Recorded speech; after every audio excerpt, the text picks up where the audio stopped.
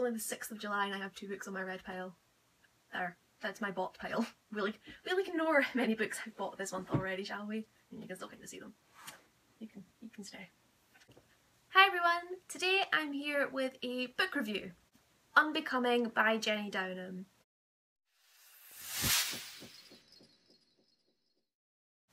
I finished this morning.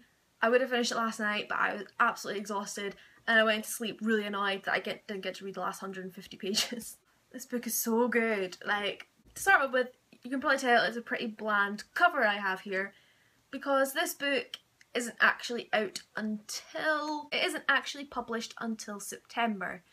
It will be published in a hardback, whereas this is a paperback advanced galley, so like a proof copy, whatever you want to call it. It says galley on the back, so I'm gonna call it that. David Fickling Books sent me this, well, Phil Earle from David Fickling Books sent me this because it was on our list at work, and I thought, you know, it didn't really have like anything about it, there wasn't really a synopsis, but I knew Jenny Downham was a young adult writer, and I've actually never read any of her books, and you know, there was no cover, there was hardly a synopsis. I was intrigued. This is the best book I've asked for a copy of this year. Magonia was really good, but this beat it. Completely different genres, I suppose, though, but oh, I don't want to tell you too much about the synopsis of the book because I quite liked going into it blind, but I can't really post a video being like, hey, I read this, it was really cool. So that's pretty much my wrap-ups. So this book follows the story, well, it predominantly follows the story of Katie, who is 17, yeah, and she lives with her younger brother Chris, who's 14 and has some sort of undiagnosed special needs condition, and her mother Caroline, who's maybe in her 50s, and their mum and dad split up, and you don't really know why. His dad has a new girlfriend and a baby, and the mum kind of hates him. And then Caroline, the mum, her mum, Mary, ends up in their care, because Mary was kind of estranged. She didn't look after Caroline when she was a kid. It's kind of a mysterious sort of background to them. And it's quite clear that Mary has dementia or Alzheimer's, some sort of new memory loss condition because of her old age. And Mary's husband, boyfriend and carer, Jack, ends up dying, and the family, Caroline, Katie and Chris, have to end up taking in Mary and looking after her. And Caroline, like, is having none of it. She wants Mary gone. But Katie ends up, you know, getting on with her really well. She feels really comfortable around her, and she wants to help her, you know, with her memories, to remember things. You know, she takes her to the same cafe every day, and slowly she starts to build up, you know, Mary's sort of life story, her memories and things like that. And in the end, you know, it's quite mysterious because you can tell there's something, you know, you're not sure what, but there's something no one's finding out, no one's telling them. And in the end it all gets revealed, and it's like, ah, you know, big relief, you find out what happened. But it was just so beautifully done. Like, I found myself, like, I felt like I knew the characters, I understood them. You know, normally I read I don't know about anyone else, but I read a book and I know the character and I get a gist of who they are. But this is the first book that I've read, and I've went out and I've like seen that character in person. Now, what I mean by that is, I was at work the other day and there was a young girl, maybe about 15, probably younger, maybe a bit older, I'm not sure. Actually, she was probably about 12. I'm not sure how old. No, sure the grand said she was 14. There was a young teenage girl looking at the teen books with her grandmother, and you know, asked if they needed help, and the girl's kind of, oh no, we're fine, and the woman was like, yeah, blah blah blah, and talking away. And then I was sort of talking to them about books and stuff as usual, and then obviously the older lady's daughter, who was the granddaughter's mother, appeared, and I honestly, like, I helped them for about 20 minutes, half an hour, and the old woman just reminded me so much of Mary, but before the dementia probably hit her. And then the mum reminded me, obviously with hindsight, is very, very familiar to how Caroline is at the end of the novel. The little girl was, the grandmother said she was autistic, so she was very quiet and reserved, didn't really speak. But even then she reminded me of Katie, just her sort of mannerisms she had, and you know, you know, the mum and the grandma tell me about her to try and help me find a book for her, and you know, she was awfully like Katie, and it was just to read a book and then meet, you know, 3 generations of women who reminded me so much of these characters. It just shows how good a writer Jenny Downham is to make you see her characters in real life people. And I'm going to put the book down, I feel kind of weird. I'm like, I find when I'm reading, I'll be reading and go, right, okay, how many pages until the chapter ends, and I can maybe like go to the toilet, get some juice, go to sleep. Whereas I found myself never really doing that. Like, the chapters are fairly short. I don't think there's any chapters longer than like 10 pages. But the only time that I ever found myself like seeing how long I had until the chapter finished was if something was happening or they were talking about something and I wasn't sure if it was going to cut off before I found out. So I was like, am I going to get to know? But like, I can quite easily and very easily and quite honestly say this is the best book I've read this year. At least one of them. I mean, it's completely different to some of the other books I've read. You know, like The Gracekeepers is also one of the best books I read this year because it's the only adult general fiction book I've read that's quite whimsical and magical, so that's the best one in that respect. Magonia is one of the best ones I read because it's the best teen fantasy novel I've read this year, and one of the only ones. Dimily is obviously one of my favourites. That's a proper contemporary romance novel, so whereas this is about family, you know, mental illnesses, and possible spoiler alert, so if you don't want to watch spoiler alert, mute the video until I give you a thumbs up. It touched on sexuality. The main character Katie kind of, she questions, you know, if she likes boys or girls, and it ends up that she prefers girls to boys. But it's dealt with in such a good way, you know. It's not, you know, it is literally the character finding this out about herself as she's dealing with all this other stuff. And it didn't feel forced. Like, I've read so many books, YA books, that either the main character is gay, or, you know, that's the whole premise of the book, or just a sort of side thing, like, oh, by the way, he's gay.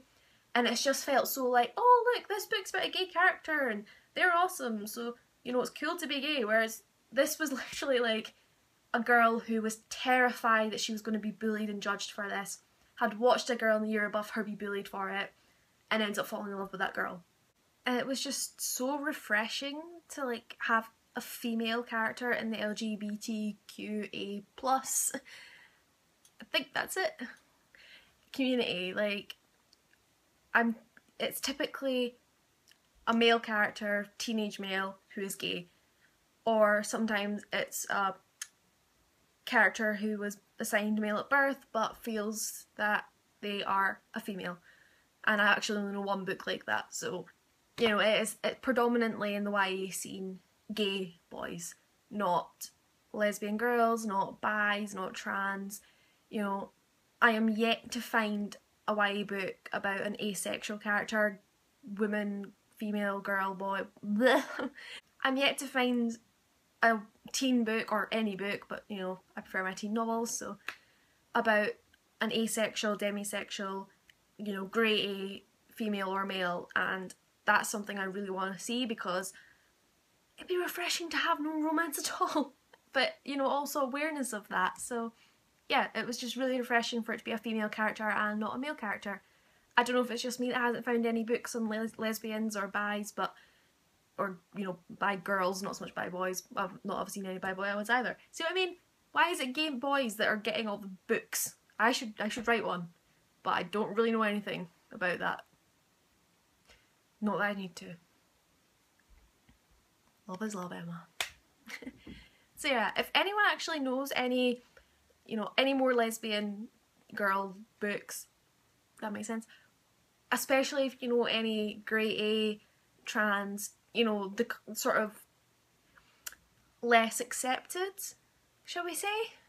I think you could get away with saying that, you know, like, you know what I mean. If you know any books like that, please leave them in the comments below because I want to read more like that. I'm fed up with heterosexualists. Is that a word? Is it a heterosexualist? A heterosexual? Heterosexuals. Anyway, back to it. And yeah, the camera's moved a slight angle because I was editing this and realised I didn't say this, so that's why this, where is it? There.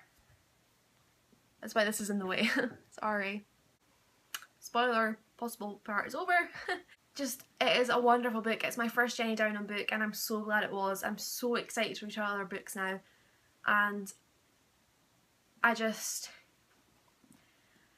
know what to say apart from, like, just read this book. The back here says Unbecoming is a book all women will read and all men should. I thought I'd understand that a bit more when I read it, but I don't. Like, I don't understand why men should read it, and I don't know if it's to do with the fact that it deals with a single mother, or if it's to do with the fact that Jack looked after me. Like, oh my gosh, Jack left post-it notes like on the cereal that was like, oh, you know, sweetheart, if it's dark, come back to bed. You know, on the back door, like, you know, if you're going outside, let me come with you, because I'm in all this stuff. And it was the most beautiful notes he left her. So I don't know if it's meant to be hinting at guys like, here, act like that, or what, but I didn't feel it was a book that all women will read and all men should. I'm not really sure what that meant. I think everyone should read it regardless, because it was just a gorgeous story, and I'm so sad that my time with these characters is over. However, I know this won't be the only time I read this book. I know at some point down the line, in a year, 2 years, 10 years, I'll pick this off my shelf, because obviously it's not got the most exciting spine. I'll be like, oh yeah, I'm going to read that again. And I'm definitely buying the book when it comes out, because I've seen what I'm not sure if the cover's been released yet, but there's a cover that's like on Goodreads that's absolutely stunning. Like, it goes so well with the book. It's, you know, love, hope, family, and just the right amount of mystery in it, you know, about the backstories. And I'm just so glad I asked for a copy of this, because I don't think I would have picked it up when it came into the store, because it's a hardback when it's actually published. So I would have been a bit like, it's a bit expensive, I'll just leave it for now. And I wouldn't have read this book when I did, and I think this was the perfect time for me to read it. I was in such a, like, I'd read a couple fantasy books, and I was really in the mood for a good sort of, not even a, well, yeah, contemporary, but, you know, a book with like minimal romance and nothing sci-fi or fantasy, and this is exactly what this was. It was just, it wasn't even crime, you know, it was like, I really don't know what genre to call this. It's not romance, it's not dystopian, it's not fantasy, not sci-fi, not crime. I don't know if I said that already. But you know what I mean? Like, it was the exact book I wanted to read and I didn't even know it. So, my only problem is now, I'm only currently reading one other book, but it's that non-fiction anorexia book that I'm reading, but it's kind of, it's a difficult subject. So, I'm trying to actually start a new book, and I picked up 3 already. I'm just like, no, because I want to read this. So that's my only downfall. It's left me not wanting to, it's left me wanting to read, because it got me so into reading. I felt like I was falling into a little bit of a slump, and this has pulled me right out of it. I just want to get into my books. I want to read them and digest them, and whatever that means. I don't know what I'm talking about. I don't want to eat my books. But yeah, it's left me unable to pick up a book and get into it, because this started off, like, it didn't start off slow, it pretty much started off like right in the action, and I love it. I really, really love it. So thank you, Phil, thank you, David Fickling Books.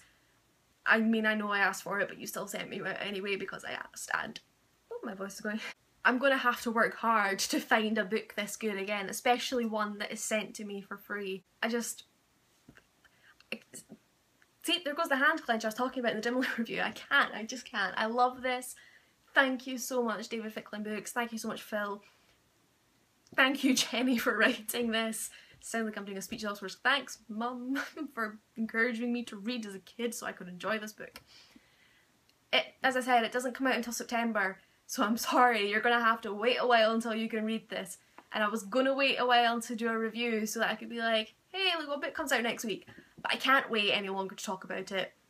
So I'm sorry, I'm going to start the hype off about this. Just going to have to deal with it. You've only got like a month and a half to go. I love this book, and it's going to go back on my shelf's looking a bit bare, so it's going to go back on my very empty shelf here. This shelf always looks empty because I really need to change this shelf to like another one, because this is my like TBR for the month, and this is my books I've bought and books I've read, so it's kind of empty at this point. Sorry. I'm so excited about that book, and now I'm going to go and find another one to read. My hand is So yeah, I hope I haven't excited you guys too much about this book. I hope you can hold on a little bit.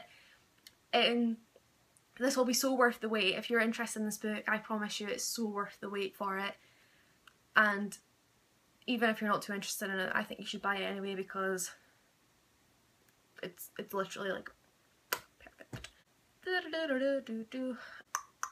I'm not sure when I'll see you next or what video I'll be doing next. Probably another review. Maybe I might actually film a July TBR, because I do have some books I've suggested I might read this month, but well, I don't know. I might film a July TBR. Probably won't, since I've already finished 2 of them. But I will see you when I see you. Have an awesome day. I'm gonna go because my arms are just doing whatever they want. Some voguing, okay? I've lost it.